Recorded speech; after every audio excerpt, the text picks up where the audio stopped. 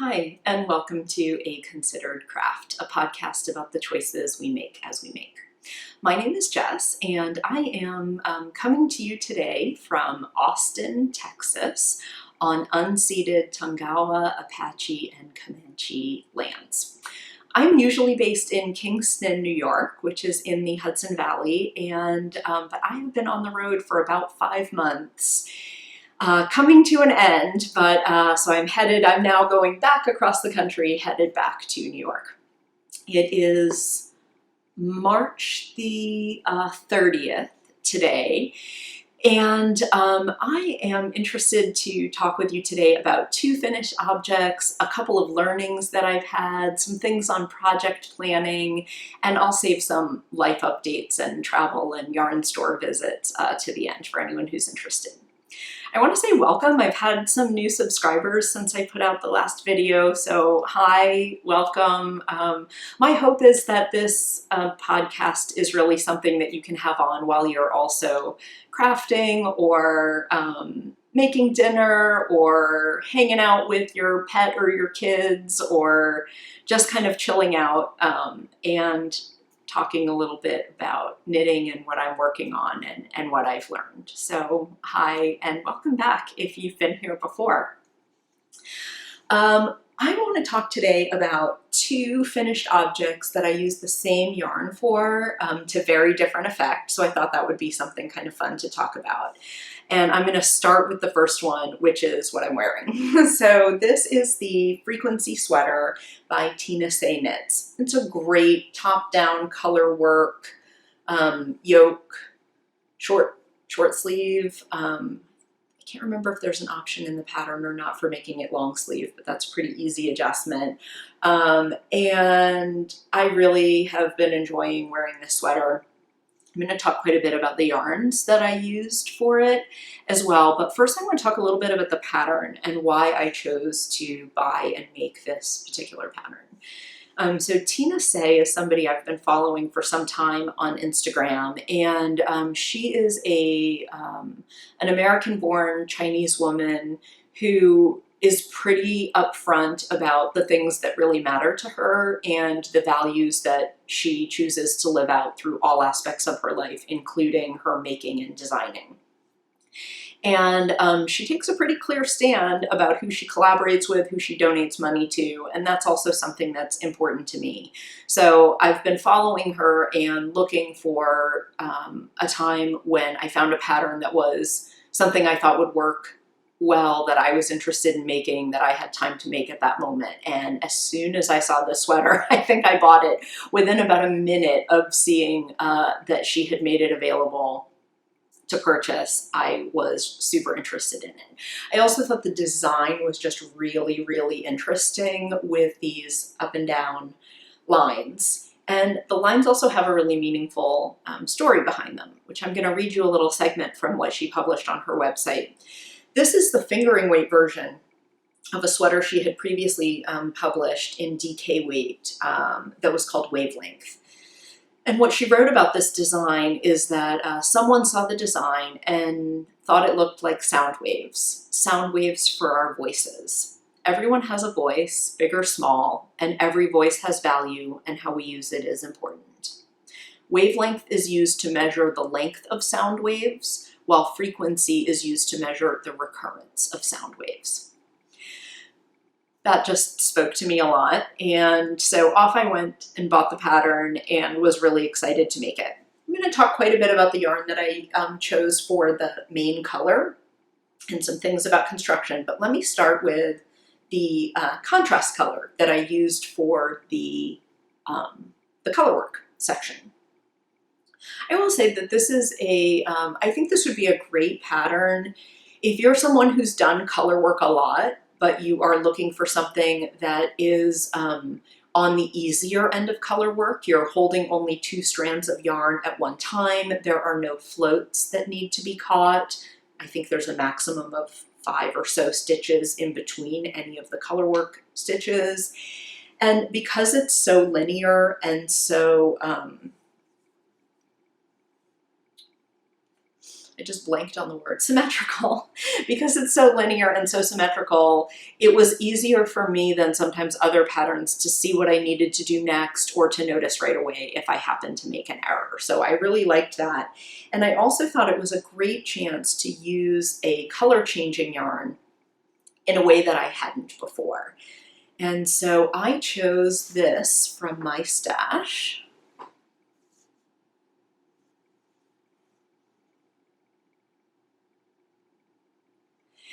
This is a hand-dyed, hand-spun yarn from Kimberly Darling of Darling Arts, and I found it in Taos, New Mexico at a beautiful yarn store there that I believe was called Moon Fiber Arts.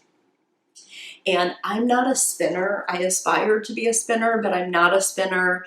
And when I saw the colors in this, I just really liked the vibe of it, but I was thinking a lot about how to use it to good effect. And also, this was a bit more of an investment purchase, being something that's hand-dyed and hand-spun. And, you know, I see a lot of beautiful designs and beautiful shawls that use this kind of yarn in much larger quantities. And I wanted to try something out to try using this kind of yarn, but maybe make a little bit less of an investment. And I think if you are in a similar place of wanting to be a little bit more budget conscious with your choice of a yarn like this, I will be using this yarn. Again, look how I have so much left. I did not use very much. I did leave some of the color work out of this sweater, but I think it really is the star of the show in this sweater. And because it's color changing, I'm going to be able to do this in other projects and use it as accent coloring and really make this go quite a long way. This is a Polworth Light DK, was 100 grams and 288 meters. So in that sort of sport DK range. That's going to become relevant when I talk about the yarn I chose for the main color, because this is a little bit heavier than what I chose, but it's very soft and very beautiful, and I wanted to do something to really highlight it. I will also say I had a really good experience in the yarn store in Taos that I mentioned. The woman who runs the store was there. I was there twice in one day because I had a little bit of thinking to do and wanted to be thoughtful about the decision of what I purchased. So I was there the first time for probably about an hour and a half. And then I left and we did other things in Taos. And then I had really been thinking about another yarn I saw there. So I came back and spent a little time there again. And I will say in the time I was there, which was probably 2 or 2.5 hours in total, the woman who owns the store was so helpful and so patient with everyone that I saw come into her location on that day, which I think also just really made me feel good about supporting that yarn store. There was a lot of yarn from women in the area who were spinning and or dyeing yarn. So she has a big network of people that she is helping to support through selling their yarns. And then she also had a lot of more widely available commercial yarns. So it's a smaller space that is just packed with goodness. And she was so incredibly helpful and so patient. I was thinking back about my time there, and I remember there was somebody who came in who was looking for a darning needle, who she had quite a long conversation with. You know, for a very small purchase, she really had a very long conversation with her to try to make sure that she was selling her something that was really going to do what this person needed. And then there was another couple that came in and were looking for yarn for a gift. And she was also, and didn't seem to know a lot about yarn or crafting. And she was, again, very patient and very curious in asking them a lot of questions and gave them some choices and some space and time to think about what they might want. So I really enjoyed my visit to that store. If I go back to Taos again or anywhere in the area, I will be back and would encourage you to visit if you're in the area as well. And the yarn has been really beautiful. I'm really, really glad that I bought it, and it's been super soft. The main color that I used is yarn made by my friend Jill Draper, and she goes by the name Jill Draper Makes Stuff.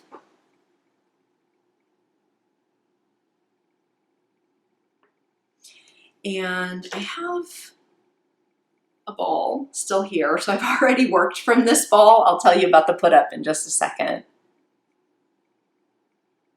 Got some hair.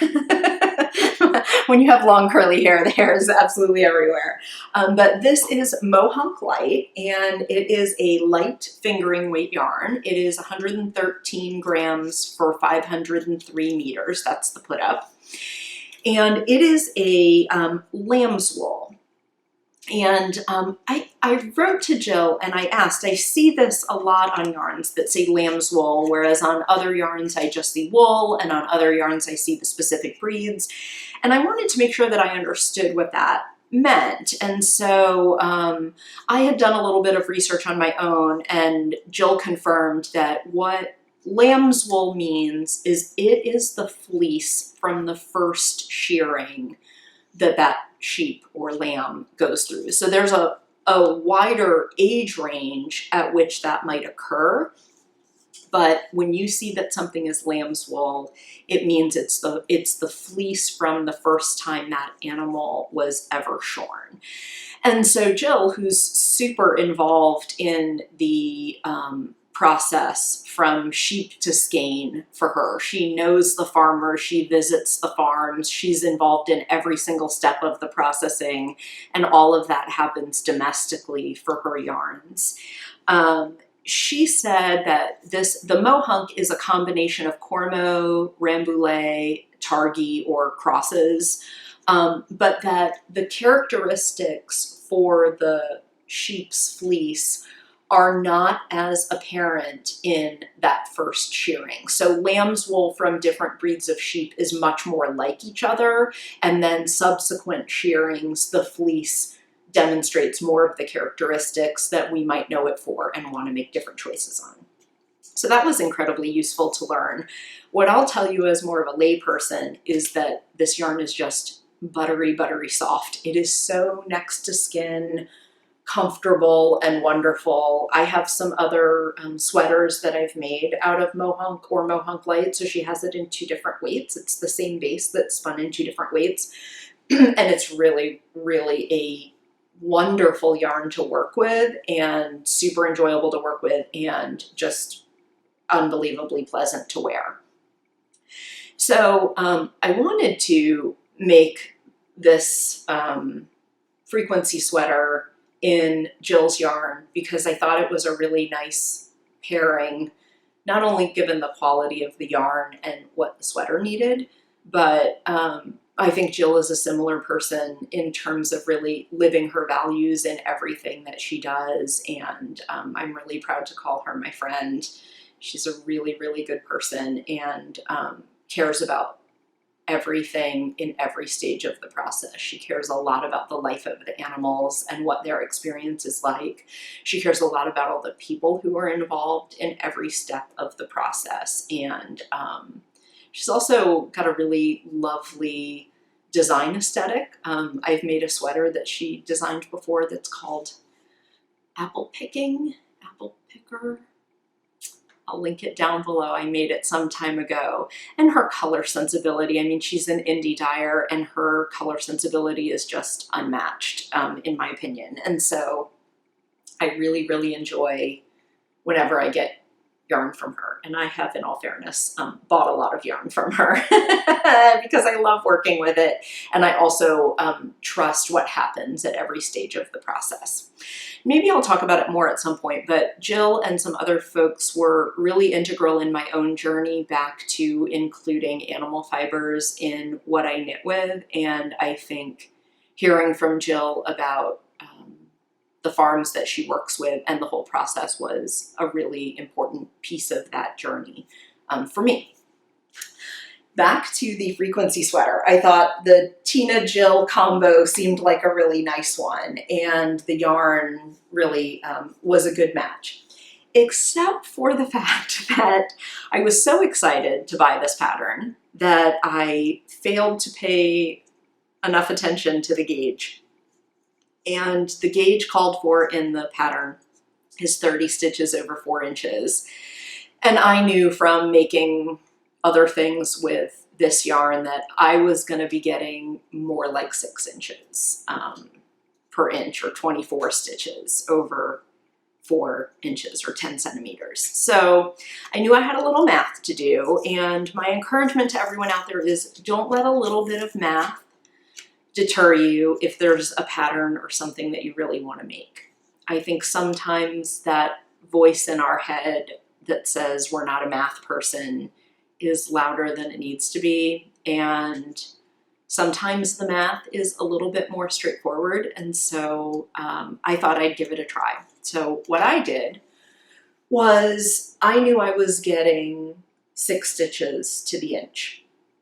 So I went to the pattern and looked through, and because that was so much looser of a gauge than what was called for, I looked at the smallest size that the pattern was written for as a starting point, and I found the number of stitches that were going to be on my needles after I separated the sleeves from the main body. So the chest circumference number, basically. So however many stitches that was, I took that number of total stitches and divided it by the number of stitches per inch, which for me was 6. To tell me, if I made the smallest size, what was my chest circumference in the finished object going to be. And the number I got was 44. Now 44 is bigger than I would normally choose to make because I generally choose my size based on my upper bust measurement, which for me is closer to 36 or 37, and then I do increases to get to my full bust measurement, which for me is around 43, 44. So it wasn't what I normally do, but I also knew that 44 inches is pretty close to my full bust measurement, and maybe I'd have a little bit more positive ease at the top than I was accustomed to, but I thought it was worth giving it a try. So I did. And so I cast on up here with, for me, it was size 4. That was going to be my smaller size needle. I went up 1 needle size to do the color work. I went back to the single color needle size for me. I went back up again for the color work again, and then I went back to what for me was size 4 needles. The other thing that happened to me, that happens to me a lot, is I get looser in my gauge as I go along. So I got down to maybe here in making this, and I could just see that I was getting pretty loose, and I took a gauge measurement, and while I'm getting about 6 stitches per inch up here, I was getting closer to 5 the further I went down the body, and I knew that that was going to be more positive ease than I wanted.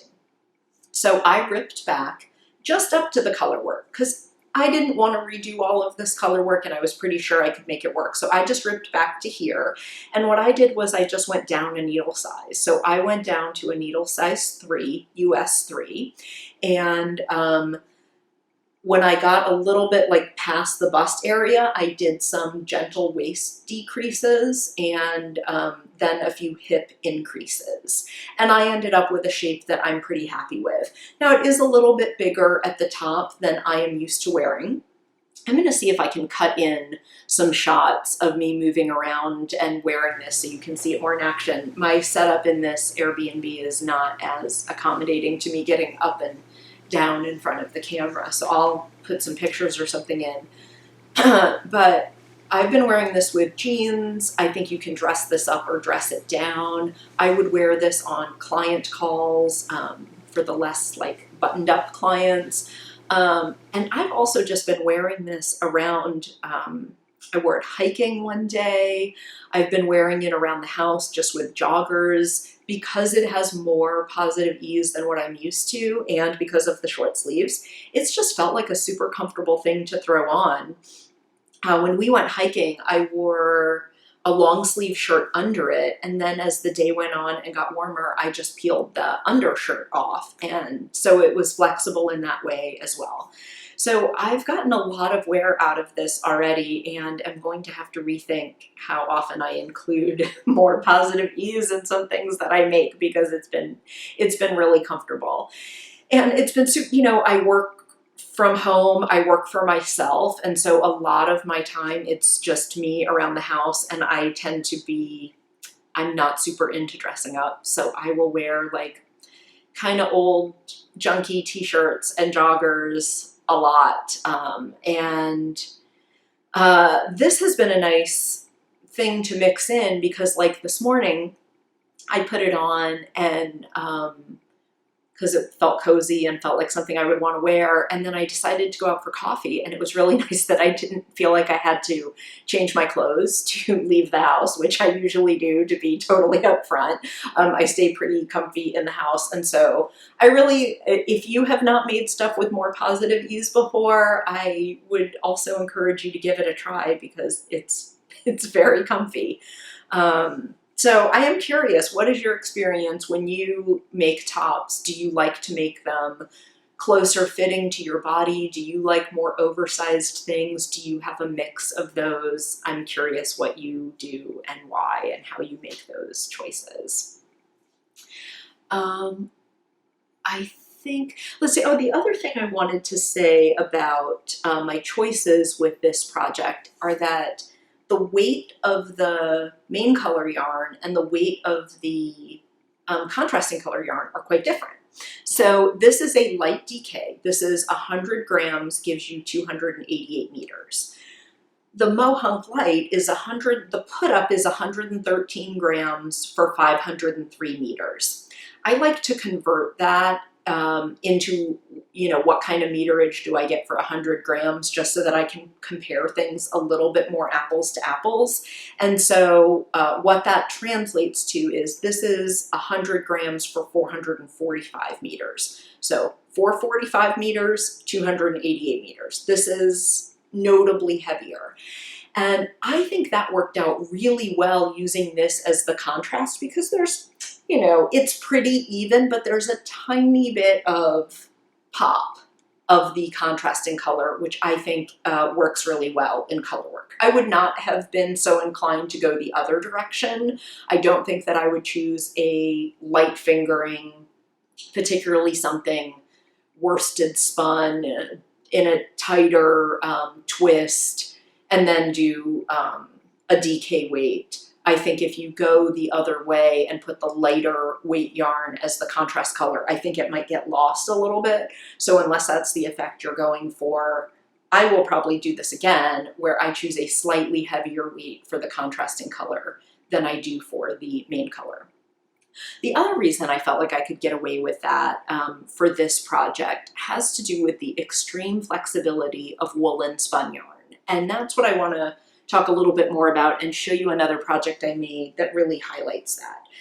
So Mohawk Light is a woolen spun yarn, which means that it's airier. There is more air in the fibers are, in a worsted spun yarn, the fibers all get combed in the same direction before the spinning. And that does not happen in a woolen spun yarn. So the fibers are going different directions, which means that there's more space for air to get trapped inside.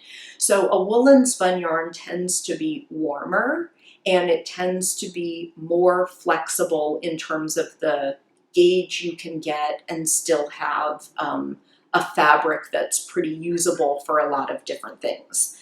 So I think most of the yarn we knit with, you can knit it up at different gauges. So I think that's true of pretty much every yarn, but other yarns that are worsted spun and a higher twist, I think the range of gauge you can get is more narrow than it is with a woolen spun yarn. So this yarn, in this sweater alone, I got 6 stitches per inch, and for a while I had 5 stitches per inch, and it was still a very enjoyable fabric. You would not have been able to see through it. It's, you know, this has a lot of drape to it, but it is not see-through in any way. The next finished object that I want to show you, I used this exact same yarn at a very different gauge. So this is a test knit that I am in the middle of doing for Melody Hoffman, who goes by B Mandarins, and this is the Anya Mittens. Let me show you what these look like.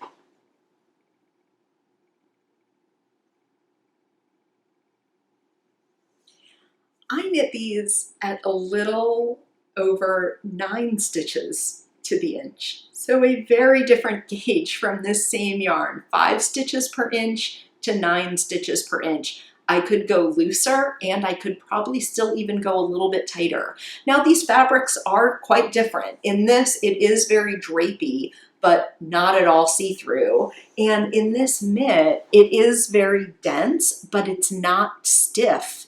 This is still something that shapes itself, you know, easily as I bend my hand. This is not a stiff fabric. It's stiffer than my sweater, but this is not like something that's going to stand up on its own and be really rigid. So the magic of woolen spun yarn. So let me talk a little bit more about this Anya Mittens, which I haven't seen Melody say anything about how she chose the naming for this pattern, but when I looked it up, it said this is a traditionally female Irish name, and that's a beautiful name. Anya, I think, sounds really beautiful to me. So I'm test knitting the large size. This was meant to be a gift. It's a little bit large for me, but these were a really interesting knit and relatively quick for such a tight gauge. I went a little tighter. The gauge in the pattern is, I think, 34 or 35 stitches over 4 inches or 10 centimeters, and I'm getting about 36.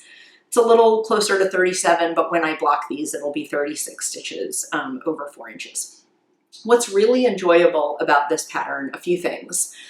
One is they are more of a simple knit, so there's no gusset for the thumb, and there's no piece of fabric for the thumb, and there's also no fingers. So as far as you know, fingerless mitts goes, it's a pretty simple construction. You could easily, and the pattern even tells you can make this part longer or shorter if you want to. Sometimes I make this longer and then fold it over and have the option, but since these are a gift, I'm not sure how they are exactly going to be used. So I made them more according to pattern recommendations. The other thing that's really interesting about this, obviously, is the way this sort of floral patterning is done. And I'm going to give you a close-up of this and talk about the construction.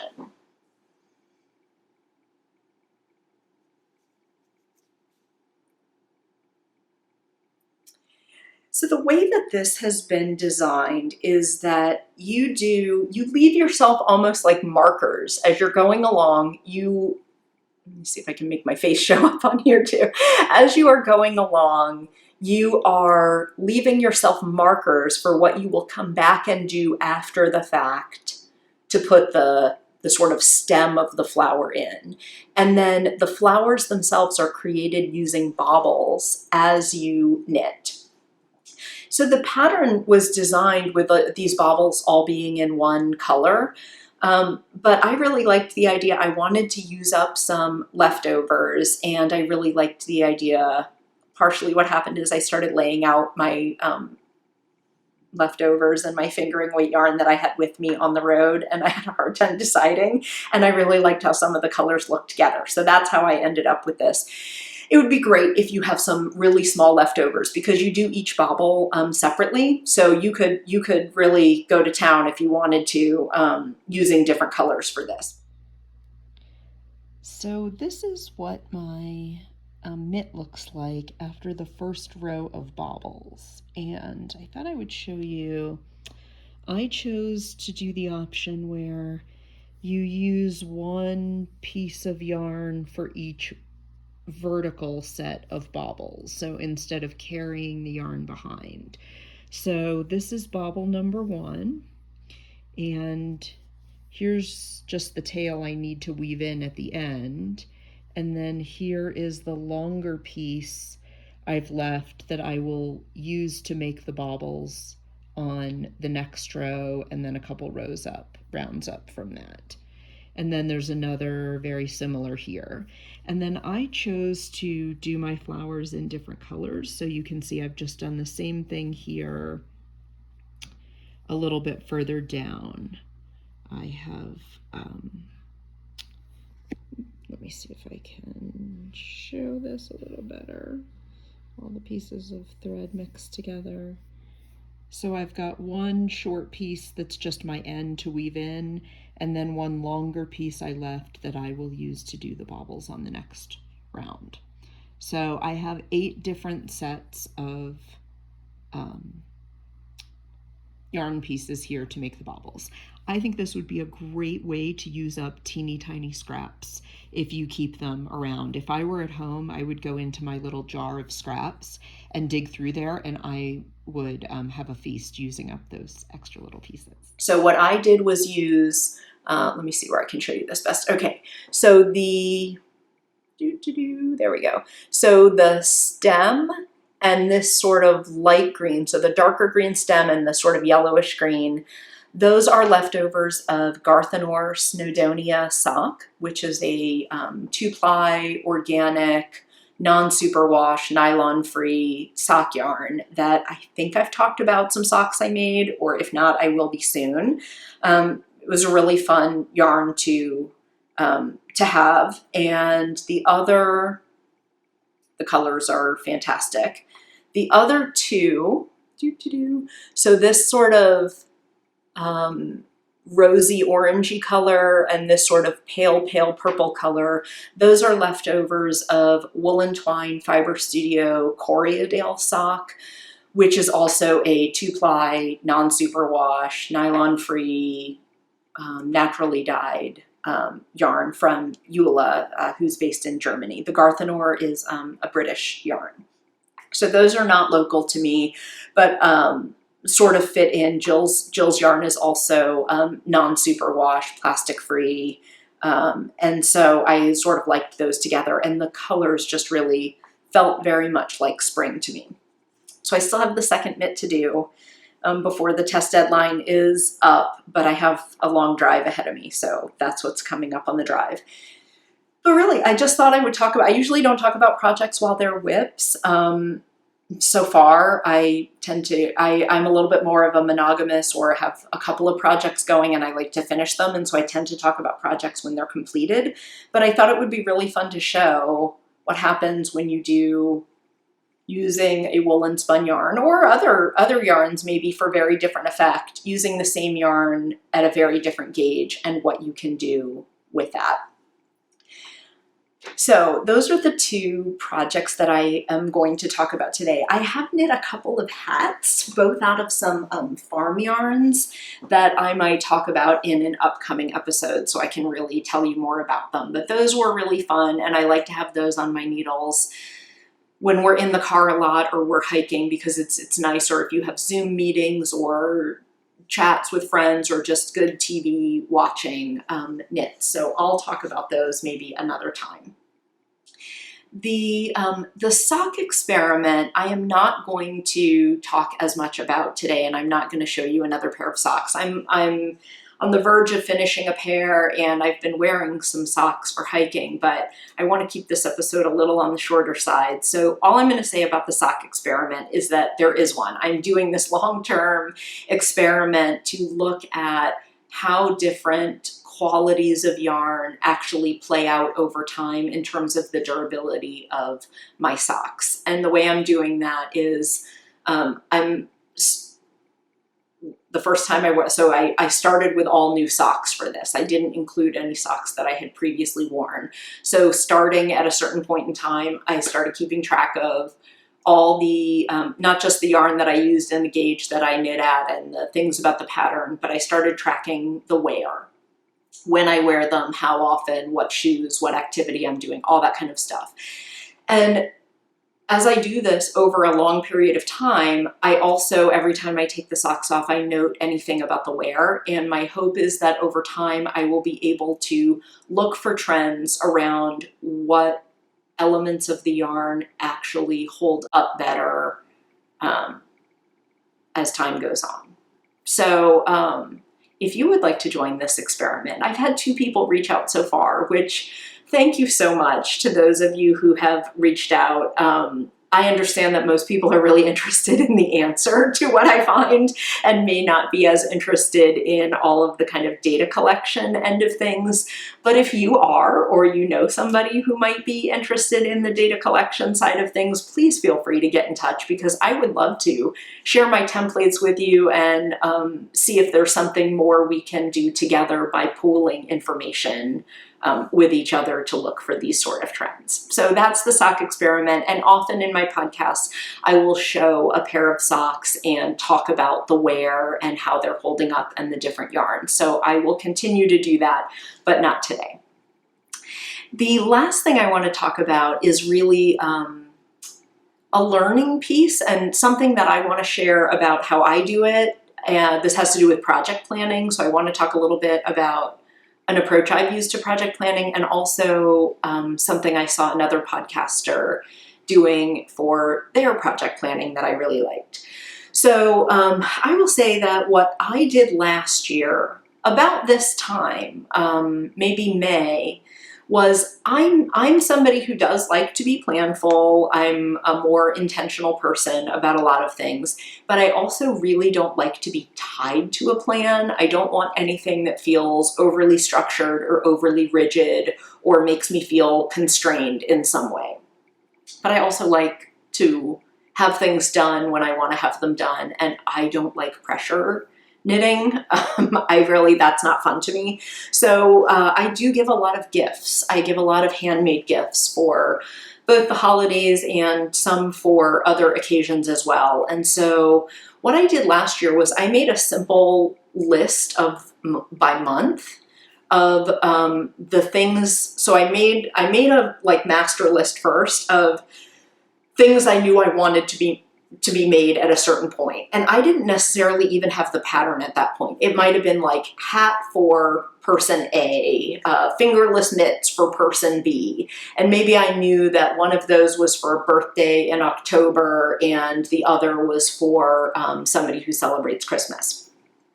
So I kind of list those out. And then what I do is I list each month and I try to slot things in so that I don't have this big log jam of things to do all at once, or I don't have a birthday knit that I want to make, but it's right in the middle of when I'm doing something else. So I sort of spread those things out. And then I think about if there are any projects I know I want to make. Like I have ordered Untitled yarn for the very first time that was delivered to my house while I was away, and I cannot wait to get home and knit something with that yarn. So like that is gonna go in the April or May slot. There will be a Untitled project, just as an example. So I have the specific items I know I want to make, and then I have placeholders for other things. And what I try to do is only allocate around 50% of my time. So that's a rough, I don't know exactly how long things are going to take me and all of that, but I wouldn't, for example, put 3 sweaters in 1 month because I know that's more knitting time than I have. I'll often put a sweater over 2 months if it's a lighter weight. I'll say, X sweater part 1, X sweater part 2, and spread it over 2 months. But I try to only in total account for about half of my knitting time so that I have lots of flexibility. Maybe things get super busy with work unexpectedly, or maybe I see a project that just really speaks to me, like this one, and I want to do it. So that's how I've managed the project planning, at least for part of the year. I haven't done it so far this year. Usually after the holidays, I'm just sort of like wanting to cast on whatever I want to cast on and make. But I will, I think, do this again when I get home so that it's more enjoyable to me. I like making gifts for people and I want it to be really joyful. And for me, last minute stress knitting is not so joyful. But maybe it is for you. I think there are lots of people who the sort of adrenaline rush, or it encourages their creativity to use what they have around. So this is just how I do project planning. And I watch a podcast called Mel Makes Stuff, which I've talked about, I think, once before. This is an unbelievably informative and beautiful podcast. And Mel is a very knowledgeable person in terms of her. She's also describes herself as a sewist and shows things that she's sewn. That's kind of a tongue twister. She shows things that she's sewn. And I think her knowledge of garment construction, she's very knowledgeable about yarn. She also spins. And I think all of that knowledge kind of comes together. And she's a pretty adventurous knitter. So she's knit some pretty complicated all over colorwork patterns. And every time I watch one of her episodes, I feel like I learn a lot. And one of the things, I was watching an older episode, so I think it was January 2021 I was watching, and she was talking about her project planning, and she was referring to the Make 9 approach that was really popular for a while, particularly on Instagram. People would do a grid, a 3x3 grid, and show 9 projects that they wanted to make in the upcoming year, or maybe their top 9 projects that they made the previous year. Anyway, she talked about what she tried was laying out a 9 grid for herself, a top 9 for the coming year. But instead of restricting herself to specific projects, she put things in there. I don't remember the specifics, but it would be something like all over color work, or new sleeve construction. So it was more like elements of things that she was interested in doing. And then she showed hers was just in a journal, and then she would write what she actually did in the box once she had done it. And I really liked that approach, and I'm going to think about if there's some way that makes sense for me to use, but I thought I would pass it along because I thought it was a nice way also to be intentional about what you're making, or the skills that you're growing for yourself, or new things you just want to try, but you don't want to feel overly constrained by a really rigid project planning kind of thing for your knitting. So I really liked that. That is all of the knitting and making related content that I'm going to talk about today. I will, for anyone who's interested in sticking around and hearing about some life updates and travel updates and yarn store updates, I will talk a little bit about that as well. But if you are taking off, I will say bye. Thanks for stopping by. And please leave a comment or a question, or let me know what you're working on. If you would like to. It's really nice to feel that connection with people. And I've continued conversations with people in email that have been just really lovely. So if that feels interesting to you to do, please do so. So life updates. I've talked a lot on the podcast before that while I'm based in New York, my partner and I left in the middle of November and did a very circuitous route across the country, seeing family and friends along the way. And we spent the heart of the winter in Southern California, and we are now making our way back. So the last time I recorded a podcast episode, we were in Pacific Beach, which is a neighborhood in San Diego. And we left Pacific Beach and headed to a town in Utah called Springdale, which is the town where Zion National Park is located. And so we spent a few days hiking in Zion, which was really, really beautiful. It was insanely busy. The park ranger told us it's the busiest the park has ever been, which I think says a lot on a lot of levels. And the importance of connecting in nature and the flexibility that some people have more of now, to be able to work from anywhere and get out and see the national parks that we have here in the US. It was stunningly beautiful in Zion. Hi, everybody. Coming to you from Zion National Park in Utah, and we are not quite at the top of a really steep but really amazingly beautiful canyon.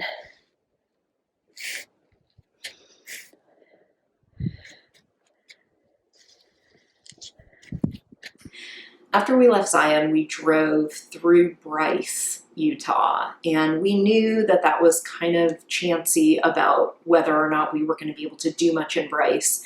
It's a much higher elevation, and so the weather is a lot more questionable in the middle of March. And sure enough, we got to Bryce, and it was the weather was a little rough. And so we did see the amazing landscape. It's really unique. I'm going to put some pictures in of all of these different things.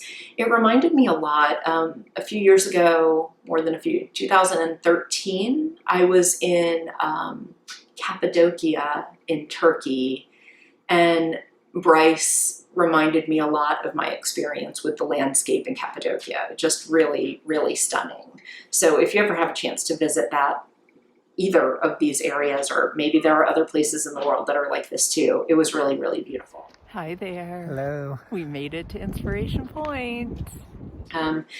We wanted to do some hiking in Bryce, and we started and got maybe halfway down the trail into the canyon, and it was just both muddy and icy, which was not, we weren't having a lot of fun. So we turned around and came back out, and then we continued on to Moab, Utah, which is where Arches National Park is located, which was also just really gorgeous. And Arches was interesting because you can drive through that park and see a lot of the arches from the roadway, whereas some of the other parks we've been to, you really need to be able to do at least a little bit of hiking to get out to where some of the more of the rock formations are. And you could see a bit from the road in Arches. And so that, and we also did some hikes. We were there for a few days.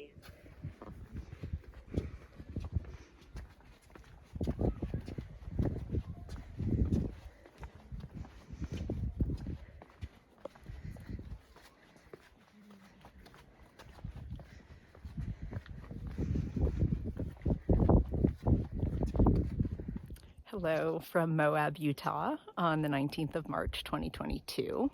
We are just outside of Arches National Park and just had quite a climb up using some cable assist and some, at one point there's a ladder to help you get vertical. So it was quite a climb. We're feeling really good.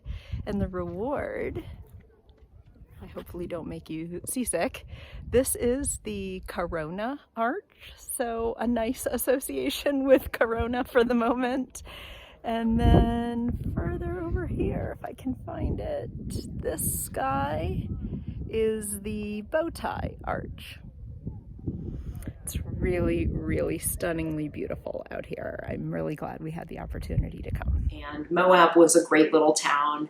I visited a yarn shop twice that was called the Desert Thread, and the woman who owns it, Kathy, was just, again, welcoming and had a lot of people coming into her store, had a lot of yarn from local producers, from local dyers, from projects involving youth that taught them how to be involved in the process of creating yarn, and some beautiful yarn at all different price points. And she was just really interesting to talk with as well. We talked a lot about that sock experiment and some different things that people in her knitting circle have done. And I always ask when I talk particularly to yarn store owners, I like to ask them, or people who work in yarn stores or have a lot of experience, if they knit socks and what their experience is with sock longevity. And so that's also a good point of learning for me. And I bought some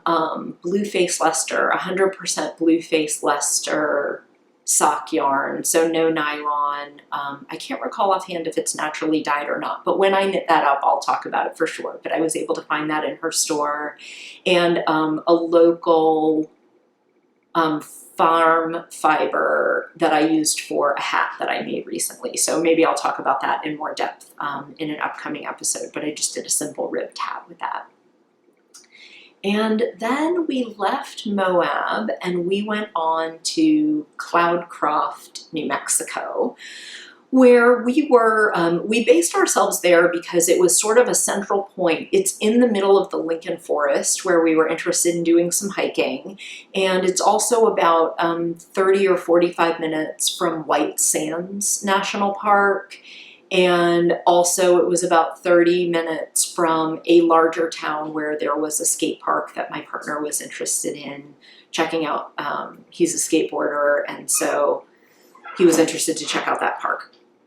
So we based ourselves in Cloudcroft, and what we realized when we got there was that we had not exactly paid close attention to the elevation, and Cloudcroft is at over 9,000 feet. So we arrived late one night and it started to snow, and we knew there was about 3 inches of snow that was expected, but instead it snowed for 2 days straight, and I think we got about 18 inches of snow in total. And so we didn't leave the cabin. It was a really steep where we were. We have an all-wheel drive car, but not a four-wheel drive car, and we don't drive a lot in fresh snow like that. So we ended up staying in the cabin for 2 days, which meant I got quite a bit of knitting done, but we will have to come back another time to visit White Sands and to do some hiking, and there are some other attractions in the area that would be fun to visit, but that will have to wait for perhaps another trip. And then from Cloudcroft, we drove on to Carlsbad, New Mexico, and that's where Carlsbad Caverns National Park is located, which was also just incredible landscape, but this time underground, which was really fun. So we did the walk. There's an elevator actually that can take you down and you can explore a little bit, or there's a hike where you can meander your way through a little bit more and see more of the caverns. And that was super fun. And the other thing that was really fun, funny, small world feeling about that was we were at the caverns for maybe 2 hours or so, and as we went to leave, we made a stop, and Matt popped into the restroom, and right as he went in, I was walking and I hear my name being called. New Mexico is very far from New York, and I was like, wait, that I did not think that they would be talking to me, but again I heard my name and I looked up, and I have a colleague who I've only met online. She and I are doing a project together. She's based in Colorado. Our client is based in Minneapolis, and all of the work is being done virtually. And so we've been on maybe 5 Zoom calls together. We met in November, October, somewhere in the fall sometime. We met. And she happened to be leaving at about the same time. She was visiting there with her family. They were staying in the area for a week with her husband and her 2 young children. And so that was really fun. I'll pop in a picture that her oldest took of us. And that was just really, I don't know if you have this feeling when you have these sort of coincidences. It just reminded me that the world is smaller than sometimes it might feel like. So it was really nice to run into her. And then from Carlsbad, we drove here to Austin, Texas, and we've been here for about a week. And the weather is much, much, much warmer here. We're definitely still in kind of desert climate, so it's much colder in the morning and the evenings, and then quite warm. One day it was, I think, 93 or 94 Fahrenheit. 94 Fahrenheit to centigrade is 34. So 34, it's hot. It was really hot. And but we've been able to do quite a bit of things outside, particularly Friday, Saturday, Sunday were off days for us, days we weren't working. And so we did quite a bit of exploring. And then last night, was it last night? Yeah, last night, we went, there is a bridge in downtown Austin called the Congress Street Bridge. There's a lot of bridges in Austin that go over the river. But this bridge in particular, migrating bats tend to live there during the summertime. And at sunset, people gather, like thousands of people gather at the height of this to watch the bats emerge from under the bridge to go out, because that's when they find food, is at night. And so if you come in the summertime, you can actually see just waves and waves and waves of bats coming out. We knew it was a little early. We weren't sure we were going to see any bats, but we walked down. It's only a mile or a mile and a half from where we're staying. So we walked down there last night and sat on the hill with probably a few other 100 people. There were some people on the bridge. There are some like tourist boats that take people out in the water and sit pretty close to the bridge where you can get a view of the bats. And it was just fun. We have not been doing a lot of social things or indoor things, and so to be able to do something outside but with other people felt really nice. Everyone was talking about what they knew about bats and what they knew about migration and things that are happening with climate change that are affecting what's happening with the bats, and other people just talking about things they've visited and music they've listened to in Austin. This is a big live music scene here. There's also been a lot of food trucks, so we have, we've not really cooked. We've been mostly, we usually eat breakfast at home and usually lunch or dinner at home, something very simple in the apartment that we've rented, and then we get the other meal of the day out. So we've had a chance to try. There's a big outdoor food scene here, so there are plazas that have food trucks, and then like some central picnic tables and things like that. And so it's been really fun to do that as well. And we went to some springs and sat near the water. There was like a big algae thing going on in the water, so they were recommending that you don't do too much in the water, but most people were like putting their feet in at least. This was the day that it was 94, so everyone I think was looking for a little cool off. And there were some small falls there, and it's just, there's, Austin is a really diverse, urban feeling area. So there's lots of variety in terms of the people you can interact with, the music that's available, the food that's available, the cultural things that are available. And I've really enjoyed. I was here probably 10 years ago. I was doing some work in Houston and had always wanted to visit Austin. So I think I flew into Austin, spent a few days here on my own. There's a big cycling culture here. So I remember when I came before, the bike rental place actually delivered the bike to my hotel, which sort of blew my mind, but there's nice biking infrastructure here. And yeah, it's been really nice to come back at another time.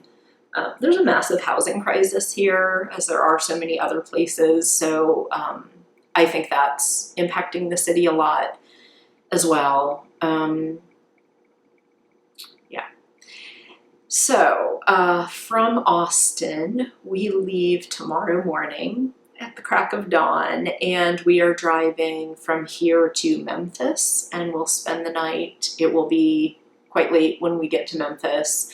And then we spend the night in Memphis, and then we drive from Memphis, Tennessee to Roanoke, Virginia on Friday. And along the way, I get to stop and see my sister Ellen, who is just learning to knit, but I'm not sure she watches the podcast, but I'll say hi, Ellen, just in case she watches. And I'll also say hi to my parents. I think my mom watches every episode, which is just so nice. So hi, Mom, if you're watching. Thank you for always being so crafty and handy, and I'm glad I grew up with that around me. And my Aunt Sheila also watches these episodes, so hi to my family, and I'm glad you watched. Thanks for the support. I'm not sure if my dad watches. I'm sure he probably hears me chattering away while my mom has me on the TV. He's perhaps less interested in knitting, but hi, Dad, if you happen to see any of this. Hello. And yeah, so we get to see my sister on Friday, and then we drive from Roanoke, Virginia, back to Kingston, New York on Saturday. And I'm looking forward to being back home and seeing some friends in the Hudson Valley and kind of settling back in a little bit. and look forward to talking to you next time from my home base and maybe showing you around a little bit of Kingston and what I love about Kingston. I know I'm going to be working a couple of weeks in New York City coming up as well, so I'm sure I will take you with me as I visit my favorite yarn stores, which I am sure I will make time to do on those city trips, or I'm going to do my best to make sure that I do on those city trips, and so I'll take you along with me. So that's what's coming up in the next month and a half, what I have planned. Got lots of knitting coming with this whole long drive back. I have some projects I hope to be finishing. I have another test knit that is nearing completion, so I definitely will talk about that. It's a summer t-shirt, and I will talk about that. It's in cotton, and I have socks on the needles and all kinds of good stuff. Anyway, I hope you've enjoyed this. If you have any questions, if there are things you'd be interested to hear me talk a little bit about, or something that's been on your mind, or anything that you want to share, please feel free to leave me a comment. That is the best way. I will include an email address for me as well below. And also, I do post a lot of project details in Ravelry, so you can, all the links are below. But if Ravelry is not accessible to you or not something that you use, feel free to pop me a note with what your question is, and I'm happy to pull that information into an email or get it to you in a way that's more accessible. I think that's everything. Thanks for watching. I will see you soon, and in the meantime, hug your loved ones. Bye.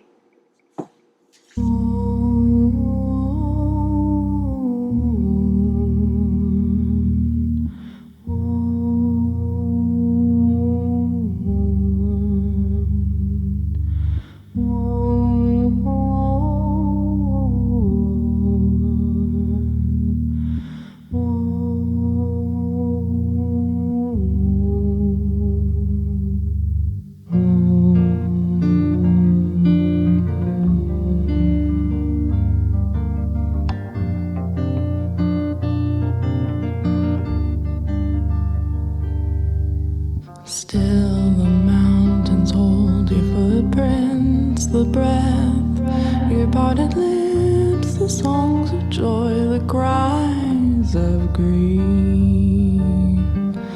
As you unfold and unfold again, echoes of awakening, the songs you wrote, scattered away.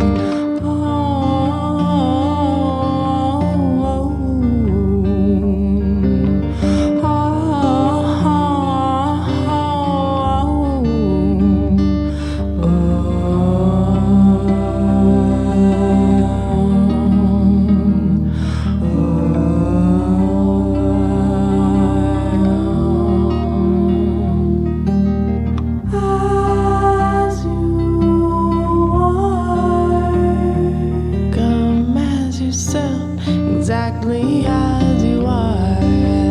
Dum-dum-dum. As you are. Come as yourself. Exactly as you are.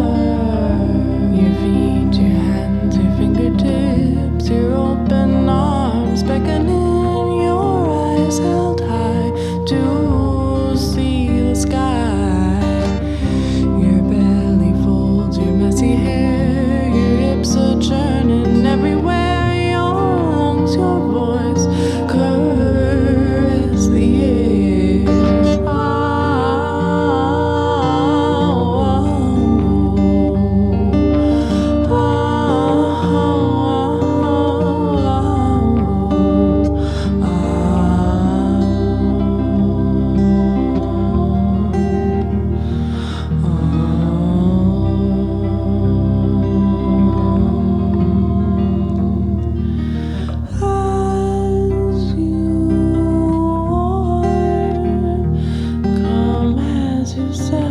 Exactly how